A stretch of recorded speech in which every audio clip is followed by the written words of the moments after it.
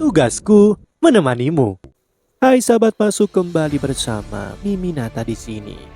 Kali ini kita akan menyelam dalam spoiler Donghua Battlefront Heaven Season 5 episode 163. Di episode sebelumnya, keempat potong peta kuno api surgawi telah didapatkan. Yolo dan Shoyan berhasil menemukan petunjuk yang ditinggalkan dari peta kuno. Dalam 3 tahun, tepat 1000 tahun terakhir kali api surgawi peringkat ketiga muncul. Pada saat itu, langit akan terbakar dan api teratai iblis pemurnian akan turun ke dunia. Namun dengan kekuatan ekstrimnya, Shoyan hanya dapat memurnikannya saat ia mencapai Doseng. Dan pohon bodhisattva adalah satu-satunya cara mencapainya dalam 3 tahun yang singkat. Namun sebelum ia melakukan perjalanan untuk menuju pohon bodhisattva, ia melakukan pelatihan tertutup dan melatih teknik Do, tubuh kaca King Kong yang ia dapatkan, di mana itu mampu mengubah tubuh seseorang menjadi logam keemasan seperti King Kong. Tinjunya dapat memecah langit dan hentakannya dapat mengguncang bumi. Sebelum masuk ke dalam cerita, Mimin ingatkan jangan lupa like, comment, dan subscribe tanpa berlama-lama. Spoiler Battlefront Heaven Season 5 episode 163. Mari kita mulai. Pada hari ke-6 selanjutnya, aura mengerikan tiba-tiba mulai menyapu dari langit timur laut. Itu menyapu langit dan tersebar ke dataran tengah. Pohon kuno bodhisattva yang legendaris akhirnya muncul. Waktu setengah bulan berlalu, sebuah ledakan kekuatan emas membumbung tinggi ke langit. Raksasa kuning emas setinggi 25 meter berdiri. Langkahnya mengguncang, raungannya memancarkan gelombang sonik yang kuat ke setiap sudut alam bintang. Para tetua bergegas dengan serius mengamati raksasa emas. Yolo, Fengshan, Cailin, dan Shoyishan segera tiba. Raksasa emas tertawa dengan bahagia sebelum tubuh besarnya menyusut dan berubah menjadi Shoyan yang terbatuk setelah kembali ke tubuh aslinya. Ia menggelengkan kepalanya karena hanya berhasil menguasai 80% dari bentuk asli tubuh kaca King Kong yang mencapai 30 meter. Yolo menasihatinya harus merasa puas dengan ini. Shoyan tersenyum. Dia sadar bahwa tingkat kemajuannya sudah dianggap sangat baik. Yolo segera menjelaskan informasi yang telah dikonfirmasi. Munculnya pohon bodhisattva memang adalah kebenaran, dan Shoyan akan memimpin kelompok dalam misi ini. Hati Shoyan tanpa sadar berdebar ketika dia mendengar berita ini. Yolo tetap tinggal di pavilion bintang jatuh untuk berjaga-jaga. Ia memberikan slip giok spasial pada Shoyan untuk keadaan genting dan ia akan segera datang. Mereka harus bergegas. Setengah bulan telah berlalu dan sudah banyak fraksi yang telah bergegas ke sana. Kali ini dia membawa 4 orang: Cailin, Shoyishan, Qinglin, dan seorang tetua yang kekuatannya telah mencapai puncak Dozun. Tianhuo Zunze tetap tinggal karena sedang melakukan pelatihan tertutup. Mereka segera bergegas. 6 hari berlalu. Akhirnya mereka tiba di sebuah kota kecil yang tidak jauh dari wilayah Gurun Kuno. Fraksi yang tak hitung jumlahnya telah mengirim orang-orang mereka. Mereka baru saja tiba di sana. Mereka telah mendapatkan informasi bahwa kelompok yang memasuki wilayah Gurun Kuno sebelumnya telah tewas, termasuk para kultivator Dozun. Beberapa ahli akan masuk ke wilayah Gurun Kuno besok dan kelompok Shoyan mengikuti di belakang mereka dan akan mengamati situasi. Keesokan harinya, luar kota wilayah Gurun Kuno dipenuhi ribuan orang yang berlari. Raungan keras terdengar saat sejumlah besar sosok bergegas memasuki wilayah hutan kuno. Kelompok Shoyan dengan cepat bergegas mengikuti. Mereka berhenti di sebuah pohon besar. Kabut racun membumbung. Mata cantik Shoyishan menyapu mendeteksi racun yang muncul. Shoyishan segera memberikan pil penangkal racun pada kelompok Shoyan. Saat baru menenggaknya, kelompok di depan mereka tiba-tiba mengirimkan cerita sengsara.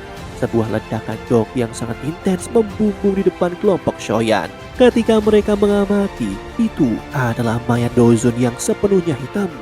Racun di tempat ini sedikit misterius. Bahkan seorang Dozun tidak mampu menahannya. Shoyan mengungkapkan ekspresi muram. Shoyi-san segera terkejut. Dia segera mengambil beberapa uap racun sebelum menyerapnya ke dalam tubuhnya. Ini memang aneh. Ini bukan racun tapi itu adalah cacing beracun. Shoyan terkejut. Matanya menatap kabut racun. Tetapi dia tidak menemukan jejak cacing beracun. Cacing beracun ini sangatlah kecil sehingga tidak terlihat oleh mata telanjang. Shoyan bereaksi dengan cepat. Api surgawi segera beredar, menyapu setiap bagian dari tubuhnya. Suara cerita terdengar, seperti seolah-olah tak dihitung jumlahnya cacing beracun dibakar sampai mati dalam sekejap. Ekspresi Shoyan suram. Ia menjentikan jarinya. Nyala api surgawi membersihkan tubuh kelompoknya. Dalam radius 15 meter api surgawi Shoyan menutupi area mereka berada. Dengan perlindungan api surgawi, mereka segera bergegas. Ia memimpin kelompoknya menembus racun, jebakan mematikan dan kabut pekat yang menyembunyikan maut di setiap sudutnya. Mendapatkan hati bodhisattva adalah tujuan utama mereka, namun untuk tidak menjadi bagian dari mereka yang gugur di gurun kuno adalah lebih penting. Setelah berhasil keluar dari kabut, mereka tiba di tepi jurang pegunungan yang luas. Di kejauhan, hutan purba terbentang seperti naga raksasa yang tertidur, dipenuhi aura kuno dan mengancam. Shoyan dapat merasakan bahaya samar dari kejauhan. Dengan benih bodhisattva di tangannya, ia mencoba melacak lokasi pohon bodhisattva. Meski lokasinya belum pasti, ia meyakini bahwa itu berada di barat laut. Mereka segera bergegas. Pertarungan kadang terjadi di sepanjang perjalanan. Konfrontasi dengan binatang buas terjadi sesekali. Mereka beristirahat di tengah langkah waspada sembari menunggu laporan pengintaian dari penatua Ciceng. Meski mengetahui bahwa sejumlah fraksi besar telah memasuki wilayah ini lebih dulu, Shoyan tetap tenang. Daya tarik pohon bodhisattva sangatlah besar dan akan memicu persaingan yang jauh dari kata damai. Ketika penatua Ciceng kembali, ia membawa kabar mengejutkan. Kelompok dari Sekte Langit yang mendalam sedang merencanakan penyergapan terhadap Sekte Bunga. Ya, Sekte Bunga. Nama itu membuat Shoyan tercengang.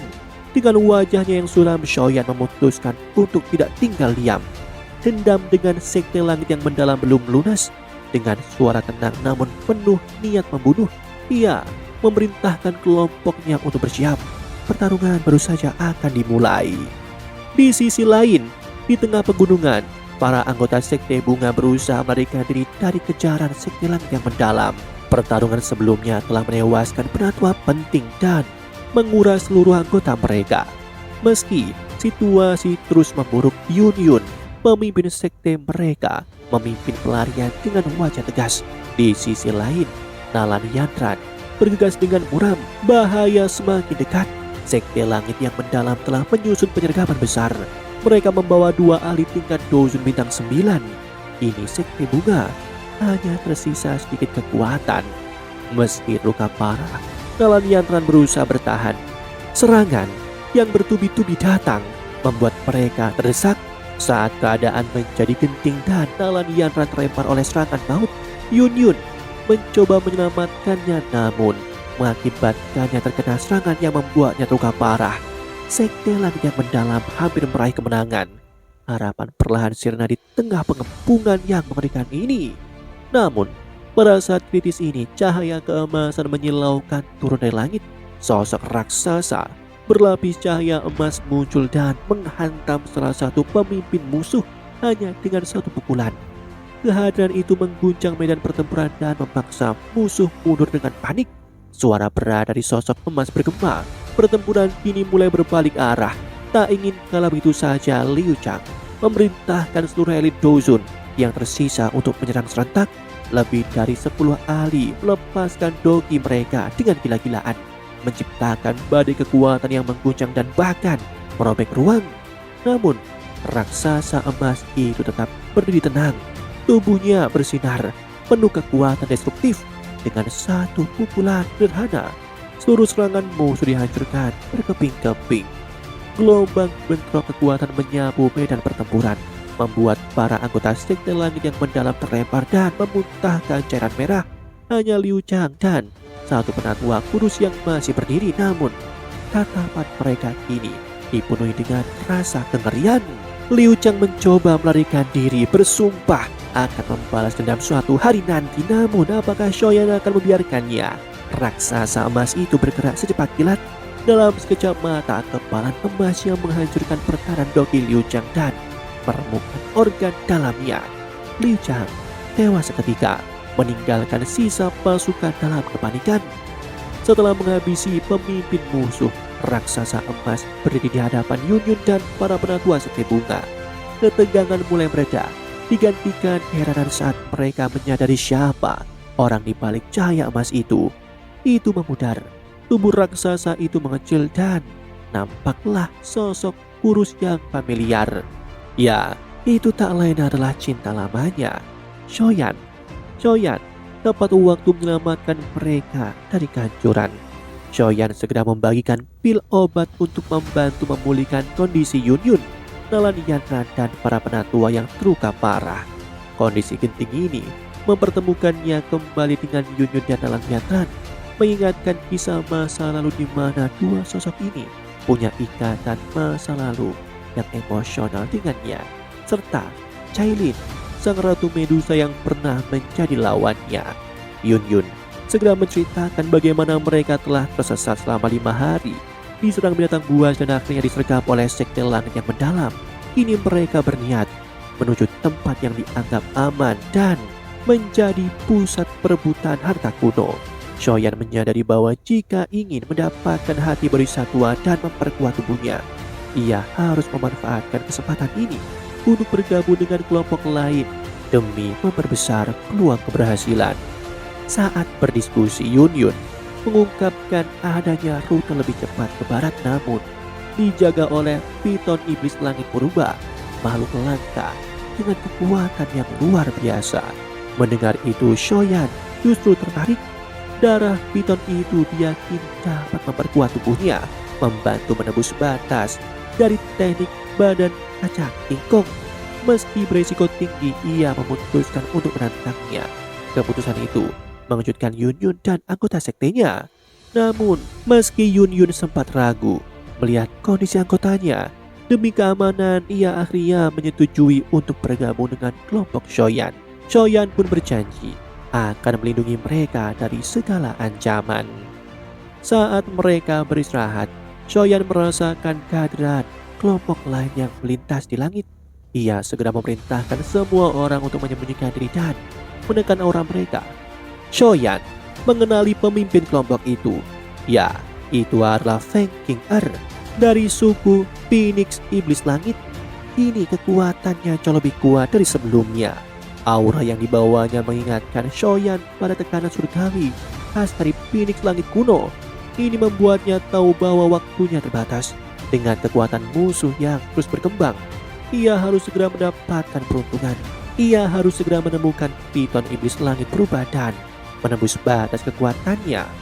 Entah pertarungan besar seperti apa yang akan terjadi, namun ini sudah kepastian bahwa memperebutkan hati Bodhisattva mungkin akan menewaskan banyak ahli dari berbagai fraksi. Demikianlah spoiler Battlefront The Heaven Season 5 episode 163. Sebelum Mimin akhiri, Mimin ingatkan jangan lupa like, comment, and subscribe, karena tugasku kan selalu menemanimu.